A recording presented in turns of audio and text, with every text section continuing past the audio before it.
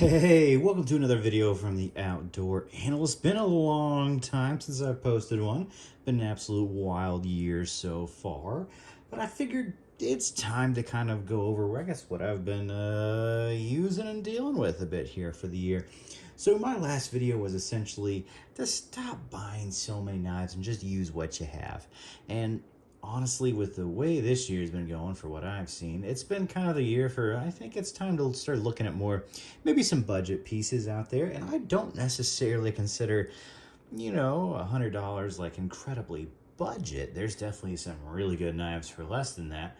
But when you're kind of looking around that $100 mark, or you get some really good, Amazon gift cards or DLT trading gift cards for your birthday or Christmas, what do you spend $100 on?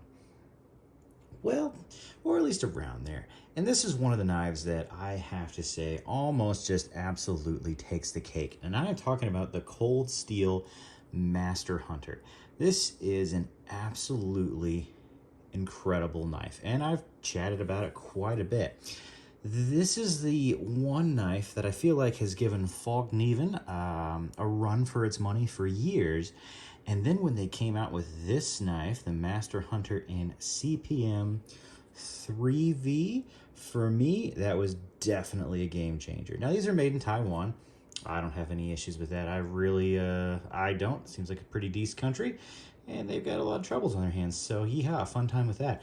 But this knife has been really incredible for years and years and years. Now, I originally knew this knife when it was just in San Mai, which is just a VG10 wrapped in like 420J. And that's actually an incredible version of this knife too. Why? Because that's the same sort of steel and makeup that Falkneven has been using for years. And I think they actually might have got that from Cold Steel. So this is the Falkneven S1, kind of something sort of similar to this knife, honestly. Has a slightly longer blade, and honestly, they're a pretty direct comparison. Big difference between these, if you're looking, is the handle.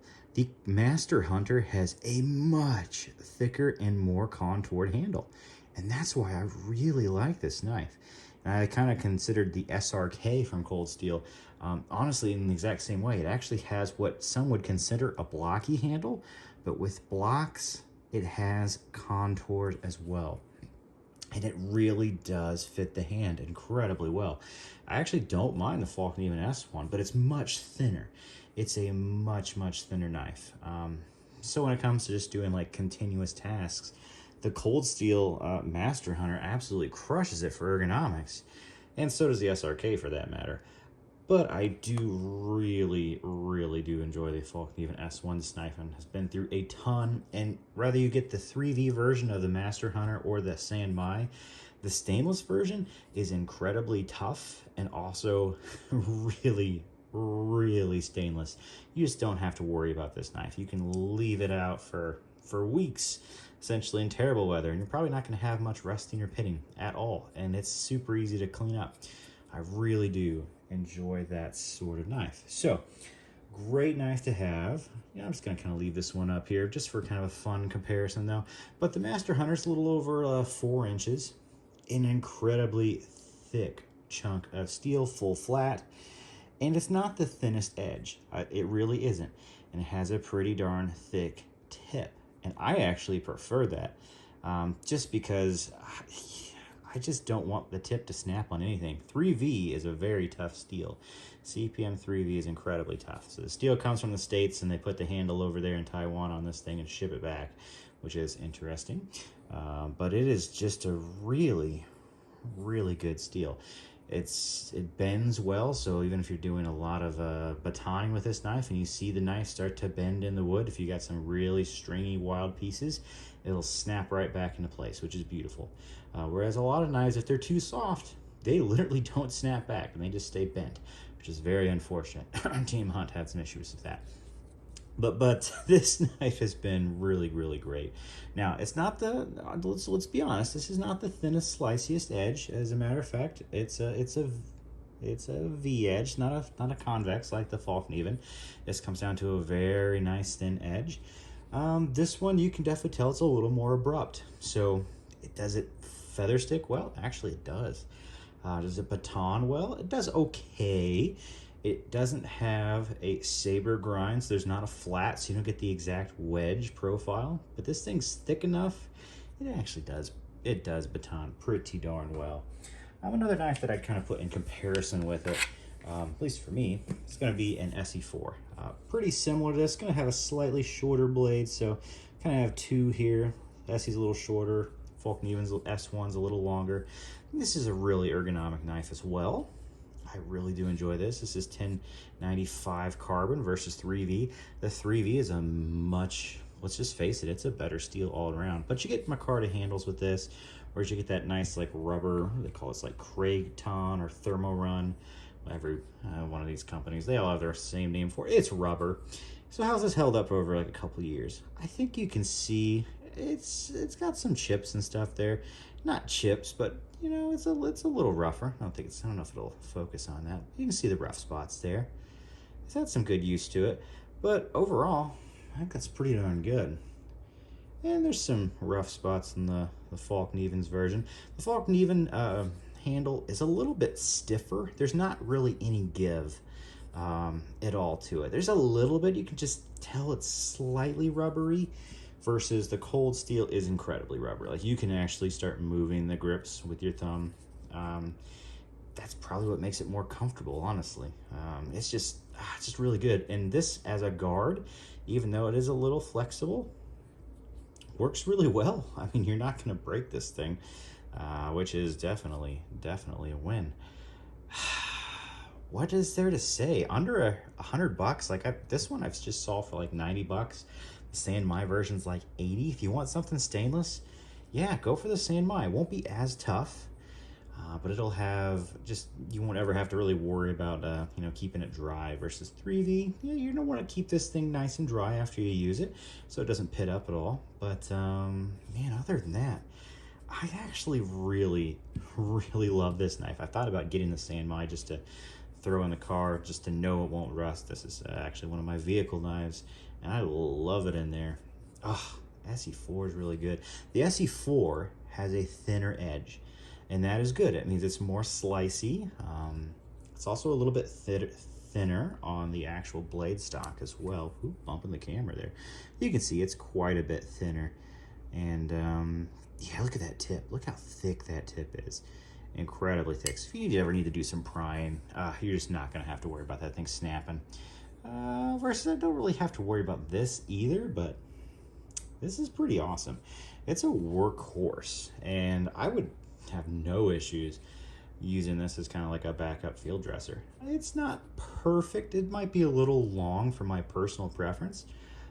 It'll work just great. The grippiness on this would be incredible for the winter.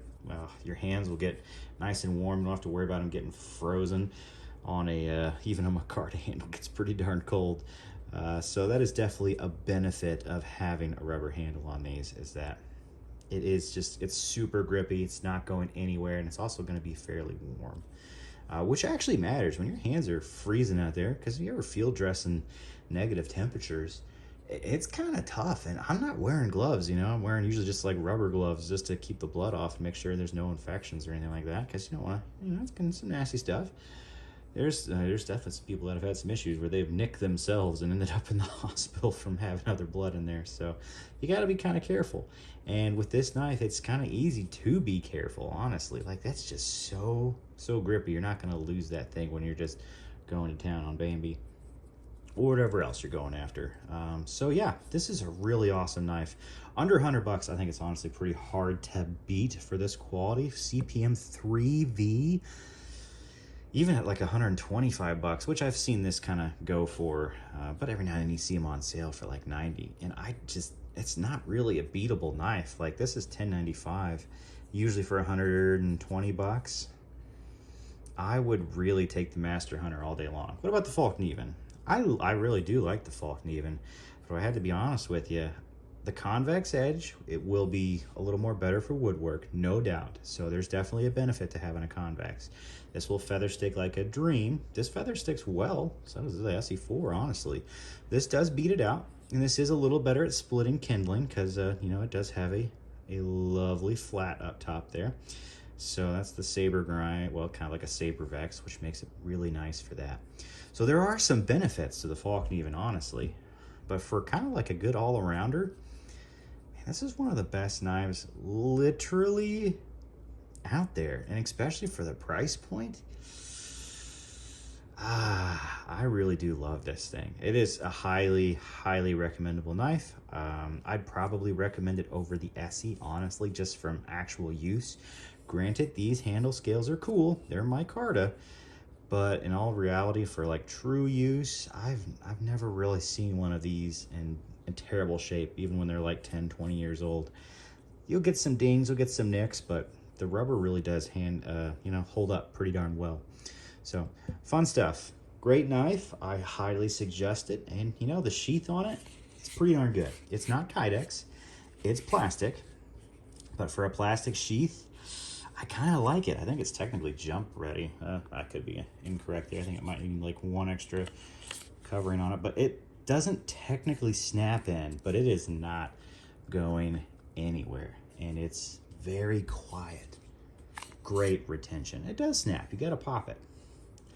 I guess you don't hear the snap, but you definitely feel it. You're gonna heard it kind of pop out of there. It's very quiet sheath. I never use this strap, honestly, because I've never had any issues with it coming out this way. It is a really, really awesome sheath. I'm a huge fan. Even though it's plastic, I've just never had a problem with it. It's not Kydex, and it's still, yeah, still held up really, really well. Great to just chuck in a bag and easy to go. So yeah, great sheath for the money. I'm not so big on, I don't really care if it's Kydex or not. This thing's held up great for me. And yeah, I think you could put some Tech Lock stuff on there if you wanted to. I just never really needed to. Good for the belt. Easy to just slip through on the big side there. Has no issues with that. Or if you just want to use the Velcro and a button to kind of skip that, you can, which is kind of cool too. You don't have to take your belt off. You can literally just sneak this around. So either way, that's a pretty cool design for the sheath. It does actually work very, very well.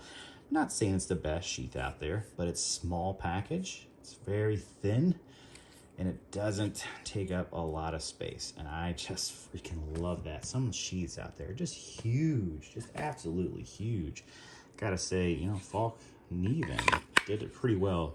These are a little louder, much louder, versus you can hear that rattle versus there's zero rattle for that. And then you have a true Kydex sheath here. So you have plastic for the cold steel and the Falkneven. You have an actual Kydex here for the ESSE. True snap. No actual rattle, it's just this thing on the end of it. Would I say that the ESSE sheath is probably better? Yes. Does it have this clip instead of the belt loop on the back? Yes. I think I actually kind of prefer the drop loop, even though it seems kind of chintzy just being nylon. It's a lot more usable than this thing, which would literally sit super high in your hip. I mean, this does not go on the hip. This goes in a pack for me. So take that with a grain of salt. I do really like this sheath a lot. And I don't actually mind the Falkneven ones either, but I'd say the cold steel is probably a little bit better. So yeah, there he is. That's just kind of a fun overview of the knife that I have been using a lot, and the knife that I trust the fam with. Goes in one of our vehicles. Probably need to get another one to go in the other, but it's just a really awesome beat to death knife. Hard to beat the cold steel Master Hunter, especially if you can find the 3V version for $100 or less. Super awesome deal. I even have no issues with the Sanmai, but I just love 3V because it's just so stupid tough. It's a big win. So if you're looking for a great all-around knife, all-around fixed blade, and $100 around there is your price point, I don't think you can really honestly beat this knife. There it is. That's my recommendation, and I hope you found this one fun.